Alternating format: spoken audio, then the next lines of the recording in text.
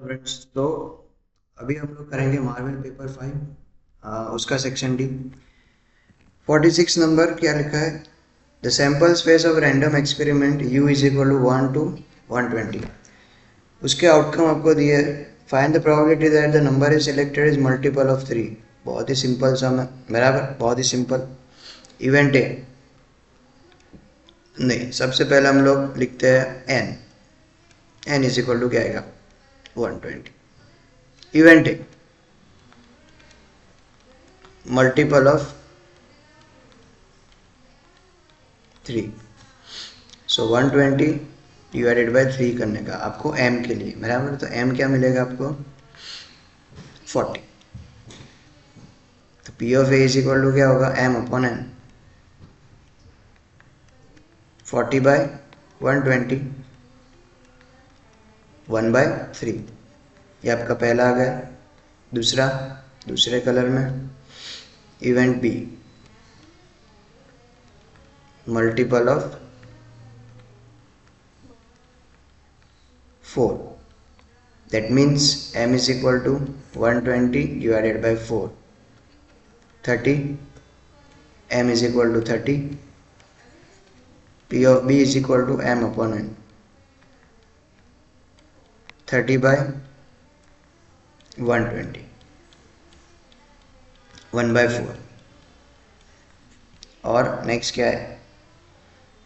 कौन सा colour? Black colour. Multiple event, अब इसको सी भी कंसिडर कर सकते हो, चलो सी या फिर intersection. Okay, multiple of 3 and 4, that means m is equal to 120 divided by 12, 4 3 are 12, यहाँ पे आएगा 10, m is equal to 10 and p of c is equal to m upon n,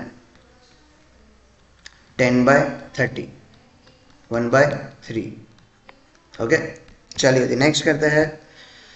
probability of a person that he reads the newspaper x is 0.55, that means p of a is equal to 0.55, बराबर। फिर y read करे, उसकी probability p of b is equal to 0.69।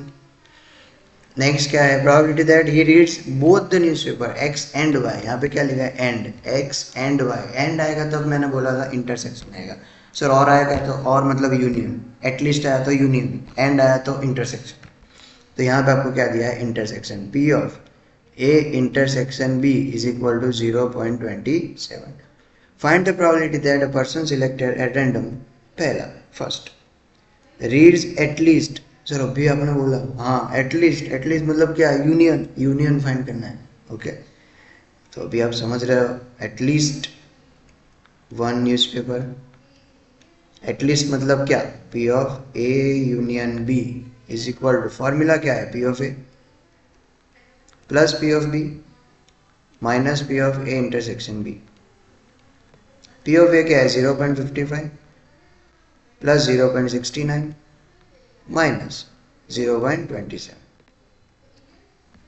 करते हैं calculator में, आपको भी calculator में करना है। 0.55 प्लस 0.69 माइनस 0.27, 0.97 का आंसर। चलो दूसरा करते हैं। Does not read any of the newspaper, दूसरा, कोई न्यूज़पेपर नहीं पढ़ता, दैट मीन्स अगर पढ़ रहा हो तो वो ए है। अगर न्यूज़पेपर एक्स पढ़ रहा है तो ए, वाई पढ़ रहा है तो बी। अगर वो नहीं पढ़ रहा है that means A dash intersection B dash, A भी नहीं पढ़ रहा और बी भी नहीं पढ़ रहा, तो A dash and intersection B dash. तो इसको हम लोग ऐसे लिख सकते हैं, ए यूनियन बी का क्या आएगा? Whole dash. और इसको डैश होगा तब मैं क्या करूँगा? 1 में से माइनस करूँगा, मतलब 1 minus P of A union B. और ए यूनियन बी आपका आंसर आया 1 माइनस 0.97 में कर दूँ तो आंसर क्या आएगा? 0.03। ओके, फिर भी आपको एक बार कैलसी में कर देना है, ठीक है। 1 माइनस 0.97, 0.03। शायद कई बार ऐसा होता है कि मिस्टेक हो जाती है, तो एक बार आपको कंफर्म कर देना है। और थर्ड क्या है? Read only one of the newspaper X and Y. देखो हिंदी में उसको क्या बोलते हैं, एक्स और वाई में से कोई एक न्यूज़पेपर पढ़ेगा। दैट मीन्स कि अगर एक्स पढ़ेगा तो वाई नहीं पढ़ेगा, और वाई पढ़ेगा तो एक्स नहीं पढ़ेगा। सबसे पहले यहाँ पे मैं लिख रहा हूँ, if he reads x, okay इसको थोड़ा अलग वे से लिखते हैं। यहाँ पे दो ऑप्शन होंगे, ऑप्शंस, पहला ऑप्शन, दूसरा option. Reads, does not read, और यहाँ पे भी सेम। इसको मैं आपको सिंप्लीफाई कर रहा हूँ, ठीक है, आपको पता चले। Read, does not read. देखो पहले ऑप्शन में अगर x रीड करेगा तो y नहीं रीड करेगा, x एंड y, यहाँ पे एंड आएगा बीच में। और दूसरे ऑप्शन में क्या है, तो y रीड करेगा एंड x नहीं रीड करेगा। अभी इसको मुझे लिखना है तो मैं क्या कैसे लिखूंगा, तो सबसे पहले x रीड कर रहा है, दैट मीन्स a, x का क्या है a, तो a, एंड y नहीं रीड कर रहा है तो दैट मीन्स डैश, और है मतलब प्लस, y रीड कर रहा है और a नहीं कर रहा है, that means a dash intersection b, बराबर। अभी ये है ना, ये फॉर्मूला है, आपको पेज नंबर 17 के ऊपर दिया है, पार्ट 2 पेज नंबर 17। इसमें फॉर्मूला क्या है कि p of a minus p of a intersection b, और इसमें क्या आएगा, p of b minus p of a intersection b। p of a क्या है 0.555 माइनस इंटरसेक्शन 0.27, 0.69 माइनस 0.27, तो करते हैं 0.55, 0.28 प्लस 0.42,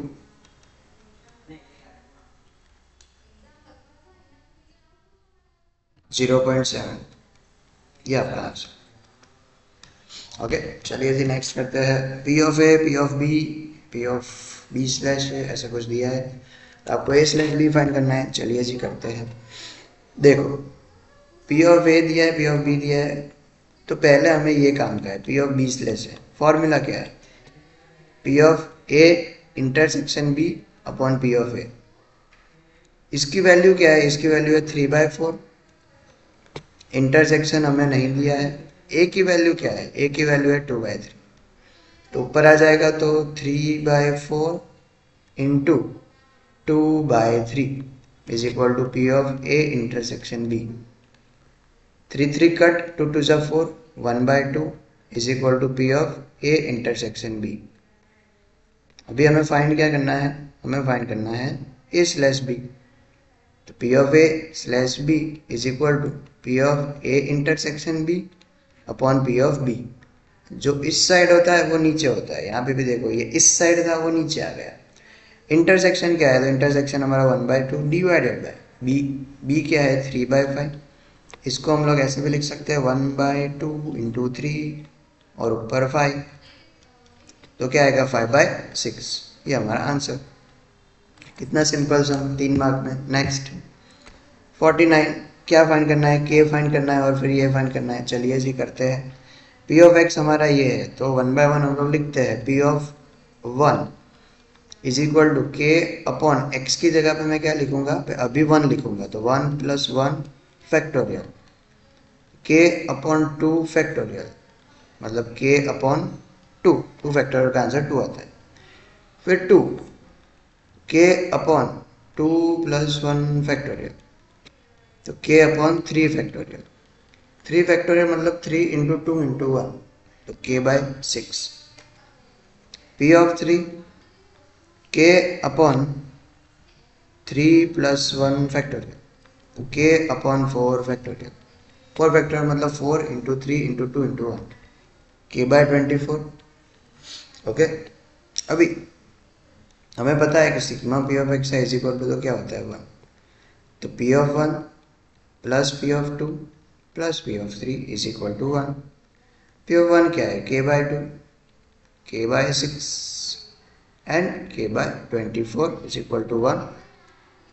24 कॉमन आएगा तो ऊपर आएगा 12k प्लस 6 4 जा, that means 4k plus k is equal to 1।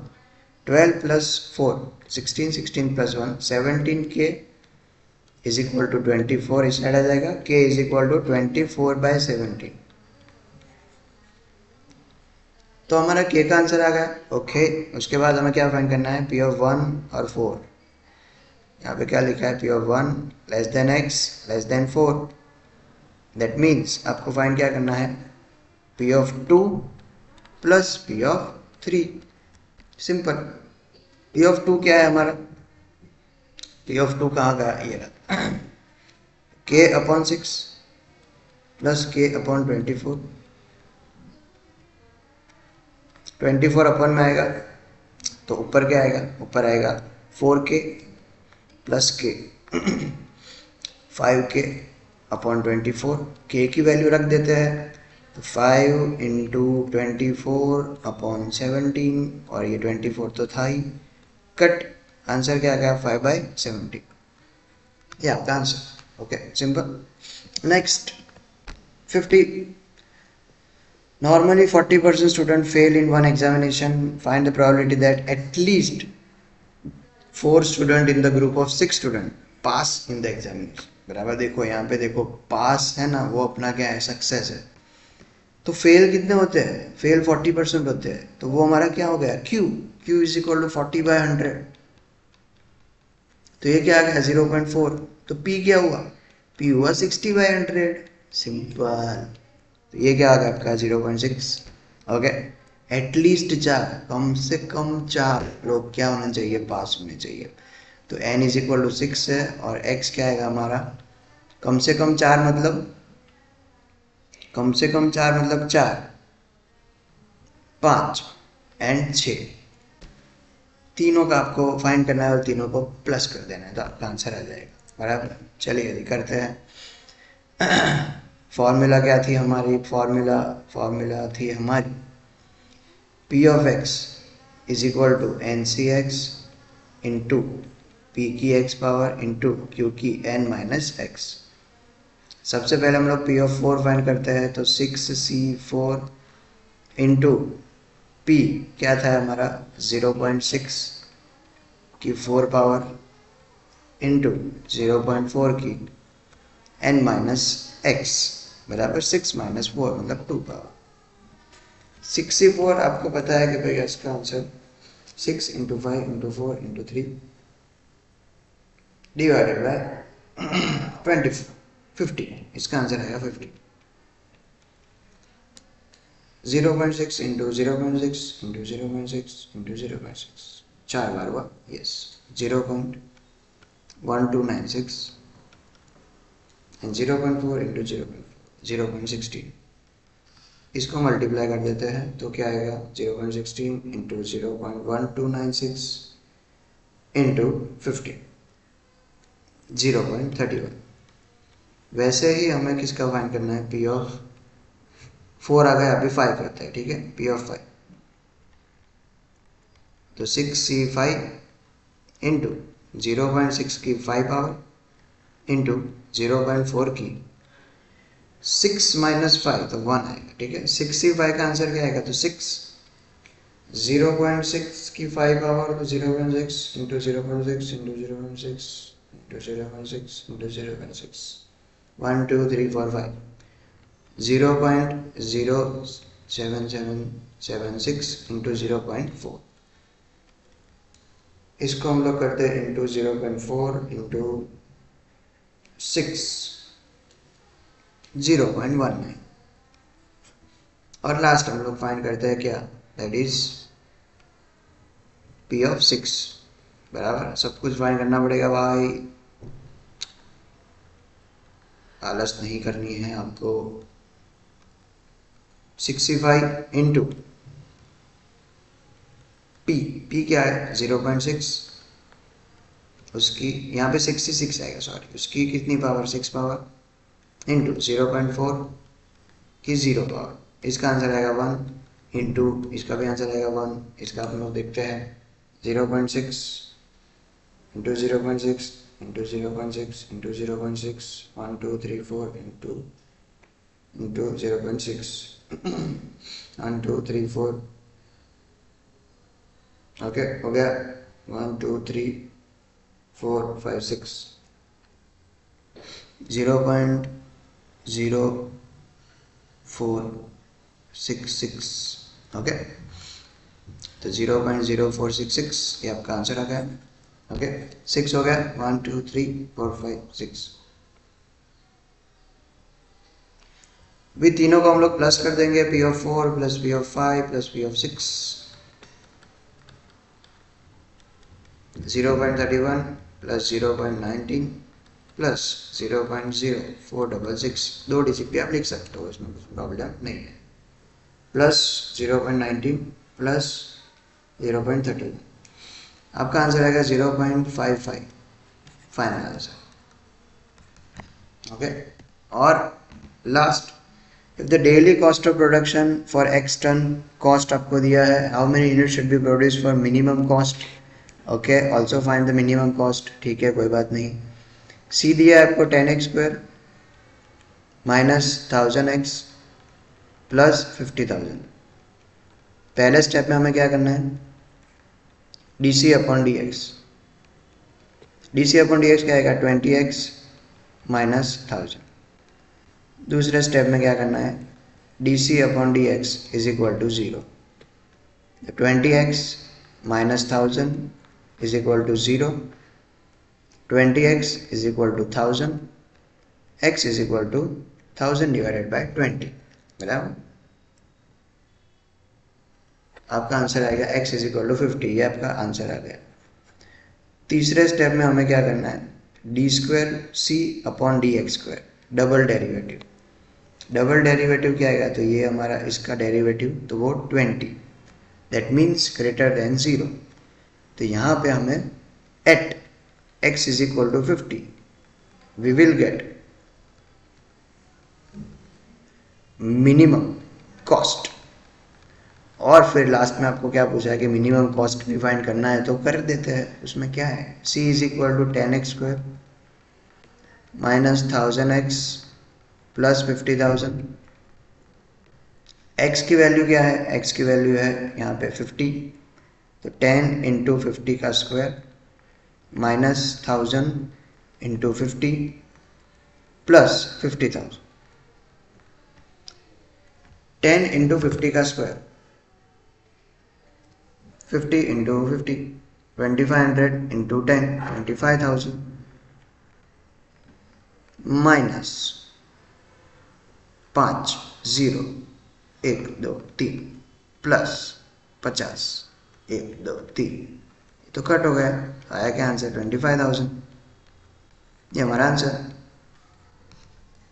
तो ये था हमारा सेक्शन डी। अभी नेक्स्ट वीडियो से हम लोग सेक्शन डी के पार्ट 1 के पोर्शन देखेंगे, ऊपर के पोर्शन, तो हमारा पूरा सेक्शन डी हो जाएगा, और पूरा सेक्शन ई तो हमारा हो ही गया है 5 पेपर के लिए, ठीक है।